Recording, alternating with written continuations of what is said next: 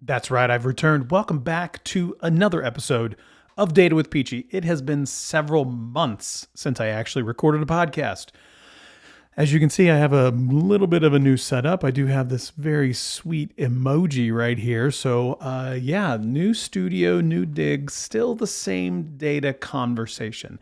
I'm a little rusty, so go with me. And today's show might be a little bit of a struggle. I've actually titled this show The Struggle, but it might actually be spicy and it could be a struggle. So stick with me all the way to the end if you can. Why I say it's going to be spicy is because I have been in a couple conferences since we last chatted, and I want to talk about the thing that I have kind of discovered, or it's not really a discovered, I've always known it's a thing, and it's really the real hindrance in data management and data governance programs. The answer, we may not like it, is in fact the people. So if you're listening to this podcast, it means you're most likely in a data field. It means you're probably within the data governance or data management space. Maybe you're just interested in data because, again, of this sweet, cool emoji. If you're watching on YouTube, that peach on the wall behind me is super, super nice. But you've probably experienced this exact moment if you are in a data-related profession. It's the struggle. It's the moment where you're in a meeting with a senior leader and you see the look on their face that they just are not buying what you're selling right now.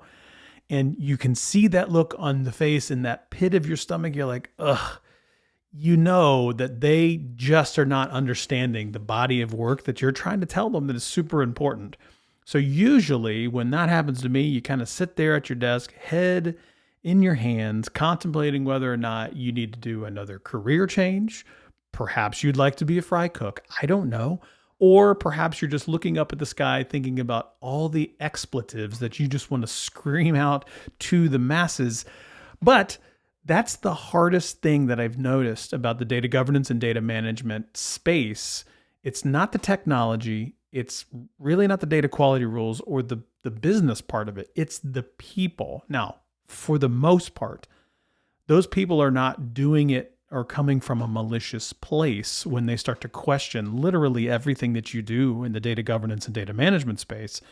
They're coming from a place of confusion. They're trying to understand what you're trying to say to them. They've got a lot of angst. There's a lot of fear because data management, data governance usually is the thing that pushes a lot of change to happen. So anytime we have change, people get angsty, they get a little fearful, and they just, quite honestly, they don't want to do it. And then sometimes you get the conversations where they get a little testy, where they don't like they don't like the things that you're saying to them. So you hear things like, "I'm struggling to understand the value of this body of work," or "What does this do for me as a business person?" Or "I already have enough to do. Why do I have to do what you say?" Again, all things, if you've been in the data field, we've probably experienced and heard one time or another, probably just this week, honestly. A lot of the times those comments are coming from senior leaders or very high up the food chain as it relates to your particular line of business. So why is that? What do we do as data governance and data management professionals when we're faced with things like this? Oftentimes executives they struggle to understand and accept data governance and data management for lots of different reasons. I'm going to list, 8 to 10 reasons here in a minute, but it always requires a people first approach in how we can overcome some of the things that, they are perceiving or understanding or what they think to understand about data management and data governance. The first one, almost always, we hear it all the time. There's no shortage of YouTube or LinkedIn experts source. I'm one of those people that's kind of telling you these things that you could do. There's no shortage of people to tell you what you could do, but it's the perception of low immediate value when you're doing these things. Executives really struggle sometimes with short-term results, and they may end up making tangible issues to your data governance or data management program. They perceive it as bureaucratic. They perceive it as slowing down innovation. So you have to really, to overcome this, you have got to be explicit in tying data governance to business outcomes. You have to clearly demonstrate how governance is tied directly to that executive's business goals. Maybe their business goals are increasing revenue. Maybe their business goals are reducing risk. The first thing that you need to do, again, because it becomes coming down to the people aspect, is understanding the senior leaders that you're going to be talking to, what is going to resonate with them, and then provide them with how you're going to tie your governance and data management program directly to their objectives. Provide success stories, real life success stories. If you don't have one, go make one. You probably have tons of opportunity in your business to say you got data quality issues, data traceability issues, data findability issues. There is probably no shortage of data things that you can lean in on. Go start with that, get your success story, get your wins, and then go show those executives what you've done. Another thing that I hear a lot of time is the focus on cost instead of long-term benefits. So implementing data governance and data management requires investments in people, processes, and technology. There is almost no immediate return, what they perceive, I should say.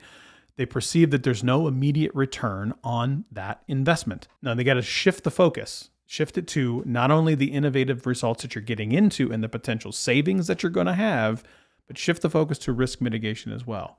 A lot of industries, financial services I've worked in a long time, are very heavily regulated. So there's a kind of a natural inclination there, but you're starting to see consumer privacy become a really big deal. Data sharing, data usability become a really big deal across a lot of different industries. So lean into the focus on that from a long-term benefit perspective. Another thing that I hear from executives or senior leaders is they just don't understand the strategic imperative that data can be in making a huge impact to their line of business.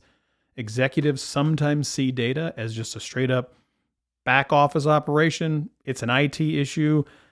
IT is going to fix it for me. I don't have to think about it. They're just going to do it all for me. Now is the time. I have a podcast from months ago. We talk about data as a strategic asset, being a data literate, strong program, and how you have to have this, but you have to link it to business objectives today. Educate data on how it's a strategic advantage directly to the business objectives for the leader in question that you're talking to. That goes into the next little key thing. I keep saying it, tailor the communications. Speak to the executives in the language that they want to hear. Business agility, operational efficiency, risk reduction, return on investment, innovation. Those words mean something to those folks. Use that in the grounds and principles and practices of data governance and data management to really start to propel your way forward. Another thing why this senior leaders sometimes struggle with data management and data governance, they have difficulty, this is going to sound terrible, they have difficulty grasping really technical complexity. Now, this is not all senior leaders. Again, this is not a bad thing. But when we work in data day in and day out, they don't. So they don't get the little nuancy language, ways that we talk as a data professional. We have to take our technical nuances and some of our data nuances and make it approachable for those business folks. Again, like I said in the podcast about data literacy, simplify the message, focus on the outcomes, make it approachable for them. Use analogies, whatever that might be for them. Approach them with that language, then it's not a barrier to entry to have those conversations with them. Don't focus on the minutia of data. They do not care about standards. They do not care about metadata management. When you say those things, their eyes completely gloss over. They do not understand what you're talking about. You may only get 30 minutes with them. You may only get 15 minutes with them. Do you really want to explain what metadata management is? Or would you rather focus on the fact that the capability that you have can make a huge impact to their bottom line? Which message is going to suit them better? Of course, it's going to be the one that impacts their bottom line. So tailor your message that way. Focus on the outcomes, not the technicalities. Another big thing I hear from executives, competing priorities. How do we align? You're asking me to do more with less. You're asking me to do more governance and I don't have more people. Align it with their strategic imperatives. Align it with their strategic priorities. Focus on small, quick wins. Building a sustainable data governance program is going to be a multi-year journey. If you think you can snap your fingers and get one done in 12 to 18 months that is extremely mature in the way that they need to be, it's not going to happen. It's just not realistic to do that. Don't put that type of pressure on yourself. You're just setting yourself up for failure if you think you can do it that fast. A good journey is a multi-year 3 to 5 year journey to really build the program the way that you should. But that does kind of talk about the next thing. And it really depends a lot on the thing that I hear a lot too from executives, which is cultural resistance to change. How many times have we heard that we want to promote a data-driven culture? Oh, a lot. They really want to say I have a data-driven culture. They have no idea what that means. So you have to help them, again, going back to that language, really ground that messaging into what they can gravitate to. You can build a data-driven culture using really simplistic words that resonate well with our senior leaders. So take the time to do that. That is how you make it really approachable for them to be able to do that. And then you can incentivize the adoption, highlight the roles of what those executives are doing for you, and they're leading by example. Again, as bad as it sounds, they do like that from an ego perspective. Let's just call it what it is. Like, again, I'm saying the spicy thing out loud, which most people probably won't like, but that's kind of the truth. That is where we are as a society or as a data ecosystem or a data group or whatever you want to say. And one of the last things that I've seen, and something that I don't think we talk about very much in the data community, is the straight up, we are putting the wrong people in data important roles. This is a tough one to admit, especially for a lot of companies. If you're going through your data journey right now, there's a good chance, a high likely chance, that you've probably picked random people to be a part of your data office, your data journey, your data, whatever you want to call it. And the reason is because, well, that person is the best with data, so they know what's going on. But they don't necessarily make the best data leaders.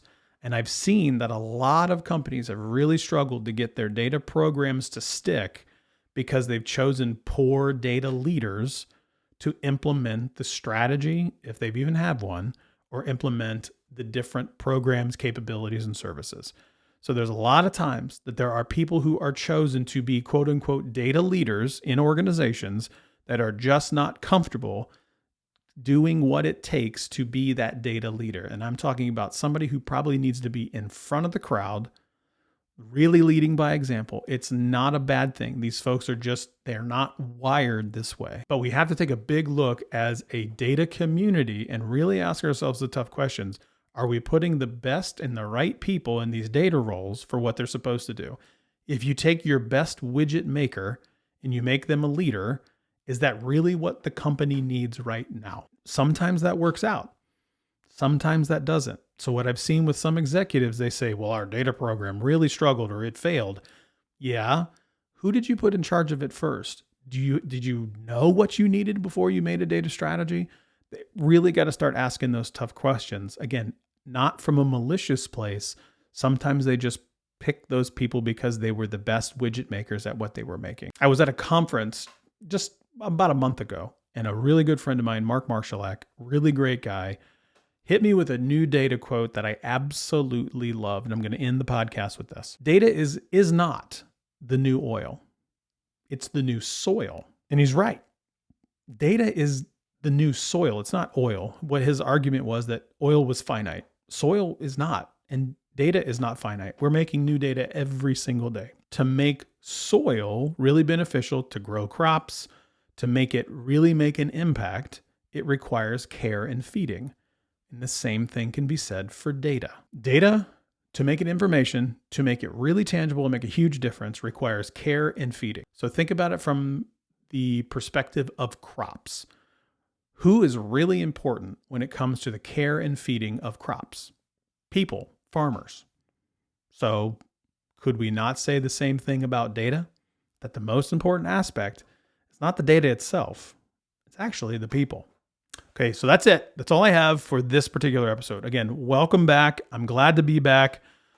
Pretty spicy one today, a little bit all over the page, but I at least wanted to get one out there for everybody that's been hanging on, just waiting with bated breath for the latest episode 10, I think it's 10, of Data with Peachey. So if you like what you hear, hit the like, share, subscribe, do all the YouTube things. If you're listening to this on your favorite podcasting application, consider giving it a 5-star review, thumbs up, whatever they call it on whatever the podcast one that you are on.